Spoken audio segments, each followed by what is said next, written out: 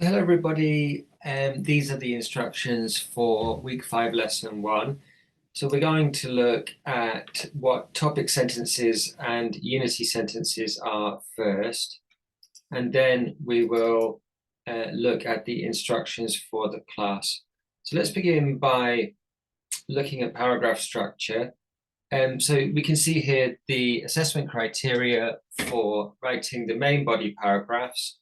So remember that this is the second, third, and fourth paragraph in the essay. The assessment criteria have 4 parts. The first part is called the topic sentence. The topic sentence has 2 parts, the main topic and the controlling idea. We're going to look at that in this video. And then later we will look at the 4th criteria, which is the unity sentence, and also see the connections between the 2 things. So let's begin by looking at the essay we already studied in class about neoliberalism and climate change. We already mentioned that the main topic of the essay, neoliberalism, is the same as the main topic of each individual paragraph in the main body section of the essay.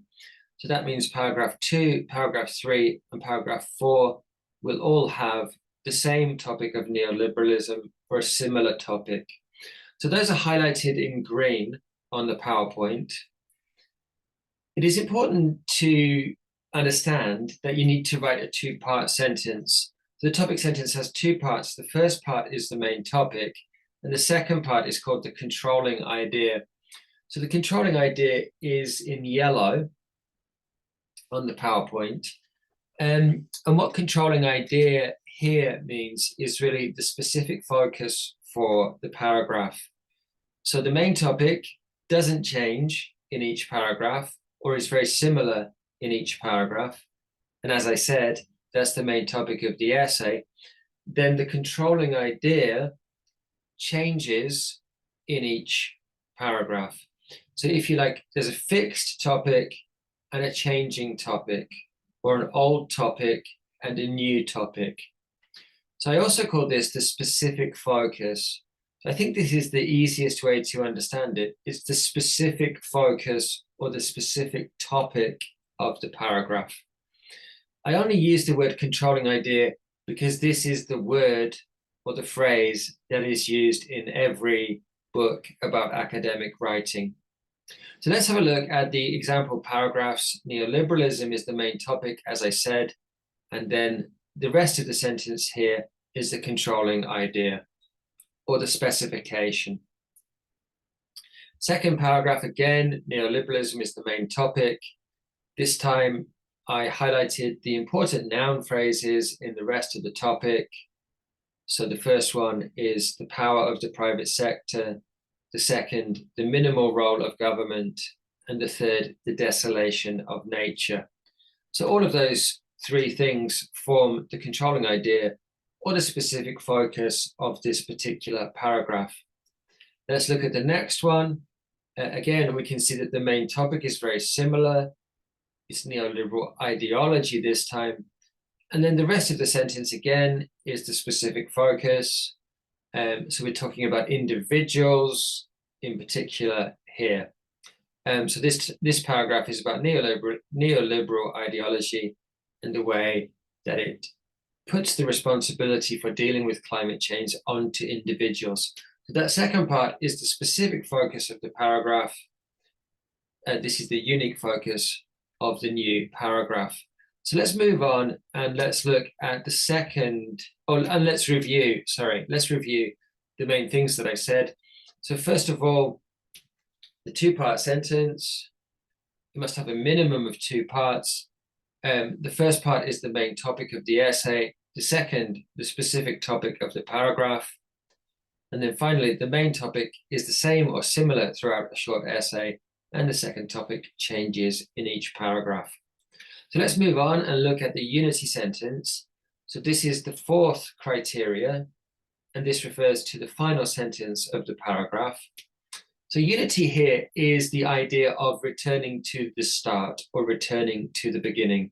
So you often see this in a novel or a movie or a TV series on Netflix, the opening scene, the first scene in the drama or the novel is also the last scene. So unity is the effect of returning to the beginning. So let's have a look at the example here and how it's done. So the main topic of neoliberalism reappears as the neoliberal system in the final sentence or unity sentence. And then the second part, or controlling idea, promotes an economic system that damages the earth. Damages the earth is reused as causes the planet to suffer, and the economic system refers to resources and how they are regulated. So if you need to stop the video quickly to check that, do that now. But hopefully you can see that the meaning of those two sentences is very similar. Let's move on and look at the other two examples. So again, neoliberalism is the main topic in each case. So that's the first element that you require to achieve unity. And then one or more parts of the rest of the sentence needs to be reused. Here, 3 are reused. Notice in this case that it's actually the last 2 sentences together that form the unity sentence. Let's look at the controlling idea. So it's the power of the private sector, which is recycled in the final sentence in the phrase, the public has no power. The minimal role of the government is like saying the custodial role of the government is gone. And the desolation of nature is similar to saying nature is left in a defenseless state. So the controlling idea, or the key elements of the controlling idea, are recycled or reused in the concluding sentence. And that's what gives the paragraph unity. Let's look at one more example. So the neoliberal ideology is the main topic. And in the concluding sentence, that becomes neoliberalism. And then let's look at the rest of the sentence. It talks about the individual responsibility for climate change. We see that at the end underlines individual accountability. And then this idea of forcing them to act is similar to making. Forcing has a similar meaning to making. So let's have a quick review of what's going on here.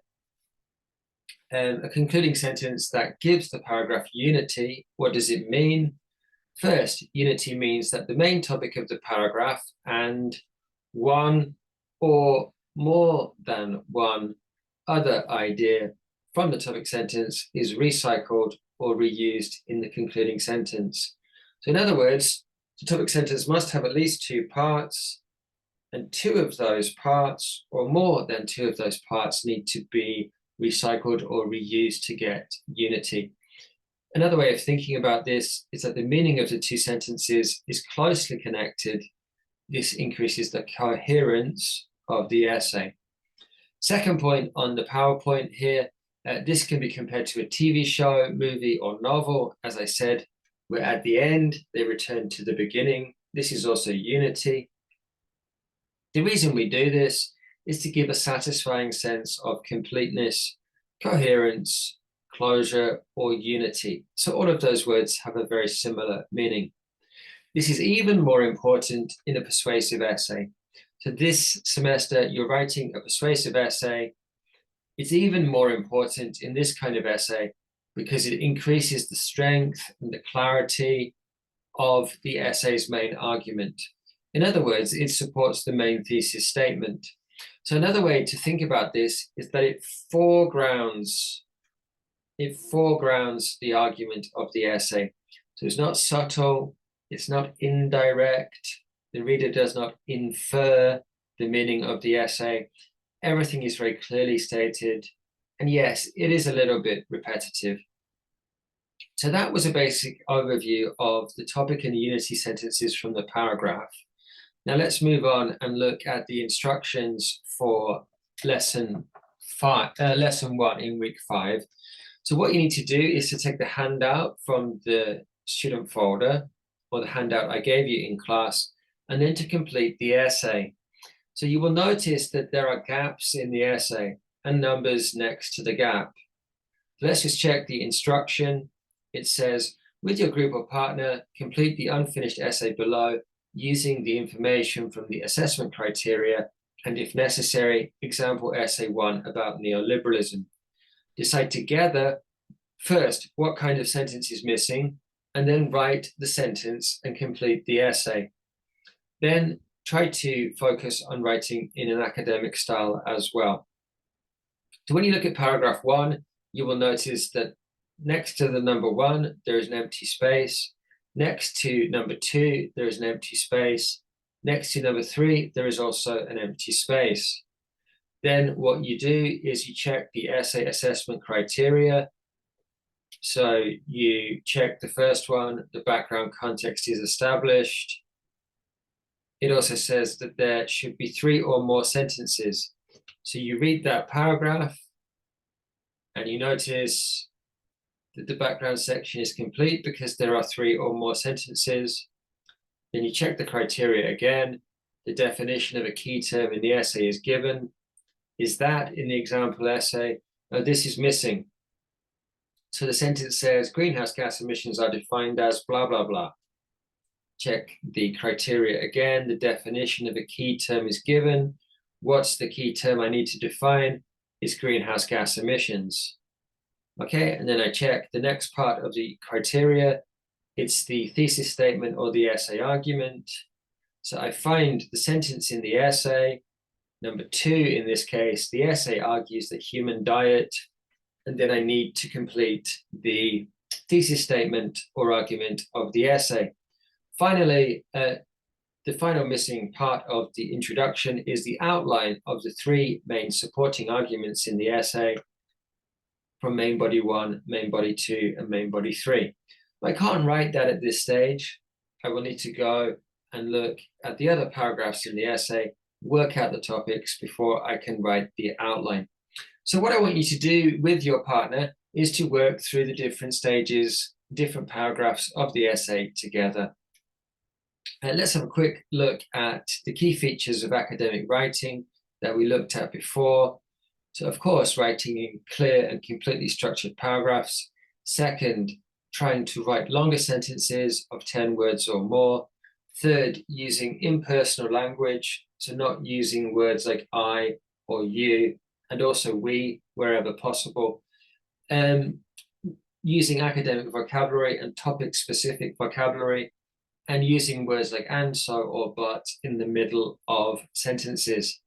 So that was a basic overview of the topic and unity sentences and the basic instructions for writing the, for completing the essay worksheet that you need to do in class in lesson 1 of week 5. So thanks very much, everybody. And that's the end of my video about topic and unity sentences and the instructions for the first lesson of this week.